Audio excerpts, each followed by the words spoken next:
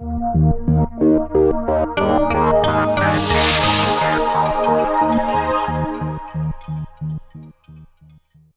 back to another week of Beyond the Headlines. I'm Dave Rishi, news web editor for blackbirdnews.com. This week my guest is Matt Weaverink. He's our afternoon newscaster on CFCO, CKSY, and The Rock here in Chatham-Kent. You've been here, when did you start here? Last summer, right? Yeah, it's just after the long weekend last July, so we're coming up to 1 year anniversary here, which is, it's gone by really fast. I can't believe it, yeah. And you just graduated from Fanshawe back last spring, right? That's right. Last April I graduated from Fanshawe after 2 years there and 4 years at university before that, so just been in the workforce for just over a year now, yeah. Yeah, and I guess the big question, my first week, the segment was with Bob Becken, and we talked about the changes in news, especially with online social media. Do you feel like you were prepared for what we do here? Yeah, I think so for sure. Training at school introduced me to a lot of that kind of stuff. I mean, Twitter, I'd heard about it before, but I hadn't really understood the value of it, especially for news purposes. Now I'm always on my phone. Like it's ridiculous at home, even watching TV and stuff like that. I find myself paying less attention to shows just because I'm on my phone looking for news stuff. It's really infectious, and it's really I guess things are always changing, and the Twitter's really changed things like that as well. I mean, I think it was really. You asked if I was prepared. I think so. School did a pretty good job of introducing us to a lot of the things that are up and coming and the new technologies and how news is changing. So yeah, I think I was pretty well prepared when I came in here, but I'm still learning as I go.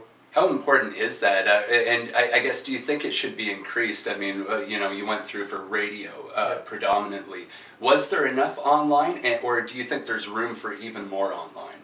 That's a good point, and I think almost as far as radio journalism, I think it's really shifting to almost like a new media journalism, and it's not necessarily what we were taught wasn't just broadcasting and stuff like that. Now it's all about getting it out as quickly as you can.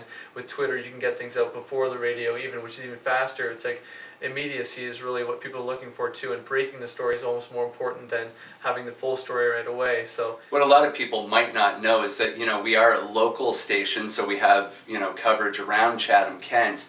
But when it comes to the national stories, we subscribe to a service called Canadian Press, and that's where we get our national, international content.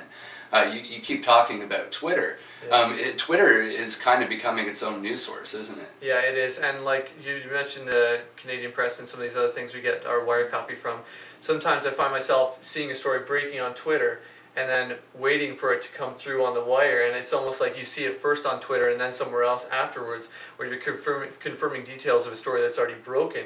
So yeah, for sure, it's just so immediacy, and that's what people want, because I'm not the only one on my phone. A lot of people who are avid Twitter users are on their phones all the time checking for new things that are happening. So it's changing very rapidly, and the world's a dynamic place, but it's also that the updates and stuff like that are coming in just as quickly as things are happening.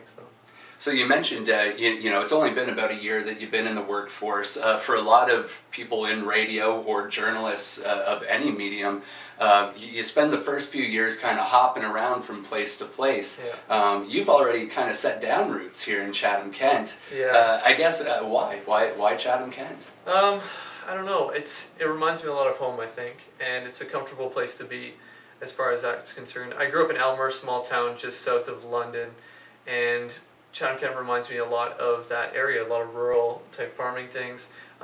Cost of living, you can't argue with that. I mean, I was telling some of my friends last night actually that if I were to see myself at 25 years old owning a home, that just was like a foreign concept to me. I thought I'd have to rent a long time, but it's really affordable to live here.